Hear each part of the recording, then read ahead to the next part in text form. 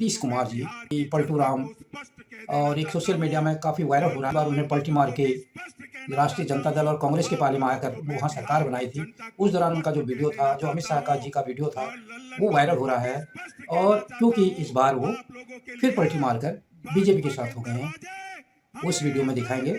नमस्कार, मैं नंदन सिंह बिष्ट, आप देख रहे हैं इमेम दस्तावेज। अगर आप इस वीडियो को यूट्यूब चैनल पर देख रहे हैं, तो चैनल को सब्सक्राइब करें और बेल का आइकन भी दबाएँ, ताकि जैसे मैं वीडियो अपलोड करूँ, उसकी सूचना आपको मर जाना तुरंत मिल कबूल जाए। है, अगर आप इसको फेसबुक उनके पे देख साथ रहे हैं, जाना हमको फेसबुक कभी पेज पे देख कबूल रहे नहीं है। हैं, यह तो अच्छी पेज तरह को जान लीजिए। लाइक करें। मर जाना नीतीश कुमार, जिन्होंने इंडिया गठबंधन बनाने की पहल की, वो ये चाह रहे थे वो इसका संयोजक बना दिया जाए। तो नीतीश कुमार अपने अंदर से संतुष्ट नहीं है। वो आज भी संतुष्ट नहीं है, वो कल भी नहीं रहेंगे। जब बीजेपी के सामने चुनाव लड़ा और उनकी पार्टी जब तीसरे नंबर पर जाके खिसक गई, तब से वो अपने को ज़्यादा असुरक्षित महसूस करने लगे और उन्होंने बीजेपी से पाला बदलकर कांग्रेस और राष्ट्रीय जनता दल के साथ बिहार में सरकार बना दी। अब वो चाहते थे कि मेरी कोई बड़ी भूमिका हो, पर पार्टी उनकी वहाँ पे तीसरे नंबर की थी। तीसरे नंबर की पार्टी होने के बावजूद वो मुख्यमंत्री बने। भाजपा के साथ थे तब भी मुख्यमंत्री बने और कांग्रेस और राष्ट्रीय जनता दल के साथ आए तब भी मुख्यमंत्री बने। परंतु उनकी जो महत्वाकांक्षा थी, वो फिर भी पूरी नहीं हुई और उन्होंने एक पहल की अपने को एक बड़ा नेता फोकस करने के लिए कि एक बड़ा गठबंधन, राष्ट्रीय गठबंधन बीजेपी के खिलाफ खड़ा किया जाए और उसमें उन्होंने गठबंधन बनाने की पहल की और बिहार में ही पहली बैठक उसकी हुई। उसके बाद कुछ फैसले उसमें हुए। वहाँ पर पहली बात तो ये हुई, जब बेंगलौर में मीटिंग हुई तो इस गठबंधन को जब नाम दिया गया इंडिया का, तो उस समय पहली बार ऐसा लगा कि नीतीश कुमार जी का बीजेपी के प्रति अभी भी सॉफ्ट कॉर्नर है और उन्होंने जो मीडिया में जो बातें आई कि इसके पक्ष में वो नहीं थे कि इसका नाम इंडिया रखा जाए। फिर भी और वो जो प्रेस वार्ता होनी थी उससे पहले उस मीटिंग से चले गए और बाकी लोगों ने प्रेस वार्ता करके बताया कि इस गठबंधन का नाम ये इंडिया रखा गया है। उसके बाद दिल्ली में एक बैठक हुई, उसमें ये निर्णय हुआ कि जो गोदी मीडिया है उसके कुछ जो एंकर्स हैं उनका बहिष्कार किया जाएगा। तो मीडिया की खबरें हैं, उससे भी उनको नाराजगी थी नीतीश कुमार को। और ऐसे ही जितनी जब भी बैठकें हुई तो नीतीश कुमार शामिल तो रहे, पर उनका जो बॉडी लैंग्वेज थी, जो उसके बाद जो परिणाम बाहर आ रहे थे, वो उत्साहवर्धक नहीं थे। यद्यपि उनके लोग या दुनिया को दिखाने के लिए ऐसा लग रहा था कि उस गठबंधन के साथ वो मजबूती से काम कर रहे हैं, परंतु कहीं न कहीं एक स्लो पॉइजन की तरह या टांग खींचने का काम पीछे से कर रहे थे और इसकी जो गति को रोकने मतलब रोकने का काम कर रहे थे। ये दिखाने की कोशिश कर रहे थे कि मैं गति देना चाहता हूँ, मैं बेहतर चाहता हूँ, परंतु जो इंटरनल एक्शन था उससे इसमें कमजोरी करने की कोशिश कर रहे थे।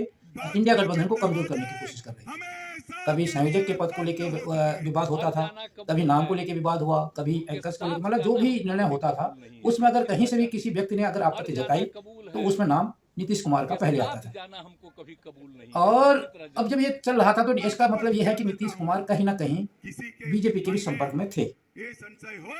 जब सीट शेयरिंग की बात हुई, सीट शेयरिंग पर बताया जाता है कि ये कहा गया था कि जो पार्टी जिस पार्टी का वर्चस्व है, जहाँ वो ताकतवर है, वहाँ सीट शेयरिंग का क्या रेशियो होगा, किसी पार्टी को कितनी सीटें दी जाएंगी, वो उस पार्टी पर निर्भर करेगा, उसका निर्णय वो पार्टी लेगी। तो बिहार में स्थिति ये थी कि बिहार में यद्यपि जनता दल, राष्ट्रीय जनता दल और जनता दल यूनाइटेड, नीतीश कुमार की पार्टी बड़ी पार्टनर थी, परंतु उसमें भी बड़ा पार्टनर राष्ट्रीय जनता दल था। तो सीट शेयरिंग की जो जिम्मेदारी थी वो राष्ट्रीय लालू प्रसाद के या राष्ट्रीय जनता दल के हाथों में चली गई। तो वो भी नीतीश कुमार के लिए कहीं न कहीं एक परेशानी खड़ी कर रही थी। नीतीश कुमार उस चीज़ की भी पीड़ा नीतीश कुमार को सता रही थी। और नीतीश कुमार दूसरी तरफ प्रेशर डाल रहे थे कि सीट शेयरिंग करो ना। उनका ये था कि सीट शेयरिंग को लेके कहीं न कहीं विवाद करके मैं बीजेपी के साथ पारा बदल लूँ। और लगता है इस चीज़ को राष्ट्रीय जनता दल के सुप्रीमो लालू प्रसाद यादव और तेजस्वी अच्छी तरह समझते थे। तो वो सोचते थे इसमें क्या जल्दी है। जबकि नीतीश कुमार बार-बार ये आरोप लगाते हैं कि कांग्रेस ने कुछ नहीं किया, जबकि कांग्रेस के हाथ में कुछ था ही नहीं। कांग्रेस ने सबको खुली छूट दे दी थी कि जो जिस स्टेट में मजबूत है, वो सीट शेयरिंग का फाइनलाइज़ करेगा कि किस पार्टी को कितनी सीटें देनी है। जैसे पश्चिम बंगाल में ममता बनर्जी का है। ममता बनर्जी के बार-बार बयान भी आते हैं और वो उसी पैटर्न में बयान आते हैं कि जो जिस स्टेट में मजबूत है वो वहाँ लड़े और दूसरे उसको सहयोग करें और जहाँ दूसरे ताकतवर है दूसरी पार्टी वहाँ हम उन्हें सहयोग करें और वही फॉर्मूला इसका था भी। और जो मीडिया है, जो मुख्य मीडिया है, वो इसमें इनको कहता है कि जो इंडिया गठबंधन है उसमें आपस में टकराव है। जबकि एक स्ट्रैटेजिक इनकी वो है, सोच है कि जहाँ जो मजबूत है वो बढ़े और उसको लगे जहाँ पे वो अपने को कमज़ोर दिखता है जिन सीटों पे, वहाँ वो शेयर करे इंडिया गठबंधन के और पार्टनरों के साथ। और कहीं-कहीं पे ऐसा है कि ऐसा लगता है कि जैसे पश्चिम बंगाल में को ही मान के चलें, तो पश्चिम बंगाल की स्थिति ऐसी है कि वहाँ पे जो कम्युनिस्ट हैं और ममता बनर्जी है, इसके ये मतलब कैडर बेस्ड पार्टी है दोनों। तो जो कम्युनिस्ट है, अगर ममता बनर्जी के साथ कम्युनिस्ट का गठबंधन हो भी जाता है, तो वो तब भी ममता बनर्जी को वोट नहीं देंगे और वो क्या करेंगे, अपना वोट भले ही बीजेपी को दे दें या दूसरे को दे देंगे और इस चीज़ को ऐसे ही दूसरे स्टेटों में भी हो सकता है।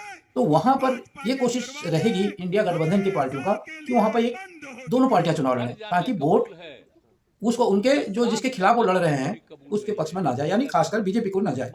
तो जैसे पश्चिम बंगाल में है, पश्चिम बंगाल में ये स्थिति रहेगी कि कम्युनिस्ट भी लड़े और ममता बनर्जी भी लड़े और कांग्रेस ममता बनर्जी और कम्युनिस्ट दोनों के साथ सीट शेयरिंग करे, क्योंकि वहाँ पर जो मेन टकराव है, जो कैडर का टकराव है, जो ग्राउंड लेवल का टकराव है कार्यकर्ताओं के बीच में, वो 3 नंबर है, तृणमूल कांग्रेस और कम्युनिस्ट और भारतीय जनता पार्टी में। तो भारतीय जनता पार्टी के तो खिलाफ ये सब इंडिया गठबंधन बनाई है। अब अगर इंडिया गठबंधन के अंदर दोनों इकट्ठे लड़ते हैं कम्युनिस्ट और ममता बनर्जी, तो क्या होगा कि जो नीचे मतदाताओं का 36 का आंकड़ा है, तो अगर उनका कैंडिडेट एक होगा, तो जो कम्युनिस्ट के वो है या फिर जो तृणमूल कांग्रेस के, जहाँ पर तृणमूल कांग्रेस का कैंडिडेट होगा, वहाँ पर कम्युनिस्ट के जो मतदाता है उसको वोट नहीं करेंगे, भले ही वो भारतीय जनता पार्टी को वोट करें। जहाँ पर कम्युनिस्ट पार्टी का कैंडिडेट होगा तो तृणमूल कांग्रेस के जो मतदाता हैं वो उसको वोट नहीं करेंगे, भले बीजेपी को करेंगे। तो इससे क्या होगा कि गठबंधन होने के बावजूद ये फायदा जिसके खिलाफ खड़े हैं गठबंधन बनाया उसी को मिल जाएगा। तो वहाँ पे भी ये इनके इंडिया गठबंधन के अंदर ये होगी कि वो एक दूसरे के खिलाफ भी कैंडिडेट उठाएंगे, जहाँ पर अब जैसे पंजाब की स्थिति है, जैसे कार्यकर्ता होंगे कांग्रेस के जो आम आदमी पार्टी को नहीं चाहते हैं और आम आदमी पार्टी के अंदर भी कुछ ऐसे वोटर होंगे नीचे ग्राउंड लेवल पर जो कांग्रेस को नहीं चाहते। अगर इनका गठबंधन बन जाता है तो हो सकता है उन्हें लगे कि वो कार्यकर्ता हमारे संयुक्त उम्मीदवार को वोट ना डालकर कहीं बीजेपी को वोट ना डाल दे। तो ये सारी चीज़ों का भी ये लोग गठबंधन करते समय ध्यान दे रहे हैं, उस अभी चर्चा हो रही है। तो यही चीज़ें हैं गठबंधन को लेके। परंतु जो नीतीश कुमार की परेशानी थी, उनका ये था कि वो ये सारी चीज़ों में अपने को नहीं खपा पा रहे थे, क्योंकि वो जो तीसरे नंबर की पार्टी बिहार में थे, अगर इंडिया गठबंधन के अंदर वो बिहार में भी दूसरे नंबर पे, तो उनकी जो वो चाह रहे थे कि सारे मेरे इशारों पर चले, तो उन्होंने पहल तो की इंडिया गठबंधन बनने की। परंतु जब इंडिया गठबंधन के अंदर ये बात हो गई कि जो पार्टी जिस राज्य में ज़्यादा ताकतवर है वही पार्टी वहाँ का निर्णय करे, तो वहाँ पर भी नीतीश कुमार ने अपने को बैकफुट में पाया। और दूसरी तरफ उनको जो बीजेपी कह रही थी नीतीश कुमार के लिए दरवाजे बंद हैं, और जो नीतीश कुमार कह रहा था मैं वो किसी भी कीमत पर वो बीजेपी में अब नहीं जाऊँगा, उनको लगा कि अभी बीजेपी की हालत ये है कि बीजेपी को अभी भी डर है कि हम मुश्किल स्थिति में 200 जो 71-72 का जो जादुई आंकड़ा है वो भी छूना हमारे लिए मुश्किल है। तो बीजेपी भले ही राम का काट चला बहुत वो खेल रही है, परंतु उसके बावजूद भी बीजेपी में बहुत घबराहट है और वो ये सारी चीज़ों को गिलवे शिकवे या क्या जनता सोचेगी उससे उन्हें कोई मतलब नहीं है। जिसके पास जितना भी परसेंट वोट है उसको मतलब यूज करना है। तो ऐसे मौके पर वो उनको बहुत महत्वपूर्ण नीतीश कुमार लग रहा है और वो नीतीश कुमार को स्वीकार कर रहे हैं। और इससे वो क्योंकि नीतीश कुमार ने इंडिया गठबंधन बनाया, तो बीजेपी को लगता है कि अगर हम नीतीश कुमार को अपने पाले में ले आते हैं तो पूरे देश में इंडिया गठबंधन के खिलाफ हम एक माहौल बना सकते हैं। देखो इनका जिसने इंडिया गठबंधन बनाया वही छोड़ के आ गया, तो अब क्योंकि ये नीतीश कुमार के बीजेपी के साथ आने से क्या होगा कि बीजेपी के पास केवल बिहार के लिए बिहार में जो भी होगा उसका असर, परंतु पूरे देश में वो उसको भुना सकते हैं, उसको कह सकते हैं कि इनका आपस में ये तालमेल नहीं है, ये चुनाव से पहले ही बिखर गए हैं। तो वो कहें और जो ये गोदी मीडिया है वो इसको अच्छी तरह भुनाएगा, उनको एक मसाला मिल जाएगा। जो देश की जनता है उनको समझना पड़ेगा कि ये भी एक जुमला है कि अगर तो जब बीजेपी छोड़ी थी तो अमित शाह कह रहे थे हम अब नीतीश कुमार के लिए बीजेपी के दरवाजे बंद, नीतीश कुमार कह रहे थे मैं किसी भी कीमत पर बीजेपी में नहीं जाऊंगा, तो क्या उनका उस समय कहेगी बात जो चुनावी वादे होते हैं उसी तरह का एक जुमला था और आज इकट्ठे हो गए हैं ये भी देश की जनता को समझना पड़ेगा। आपको ये वीडियो कैसा लगा, आप अपनी टिप्पणी में ज़रूर लिखें। अगर आपको हमारी वीडियो पसंद आई हो तो इसे लाइक करें और ज्यादा से ज्यादा शेयर करें ताकि बाकी लोगों तक भी ये जानकारी पहुंच सके। हमारे चैनल को सब्सक्राइब करना बिल्कुल ना भूलें और हमारी वीडियोस को सबसे पहले देखने के लिए बेल आइकन को भी जरूर प्रेस करें।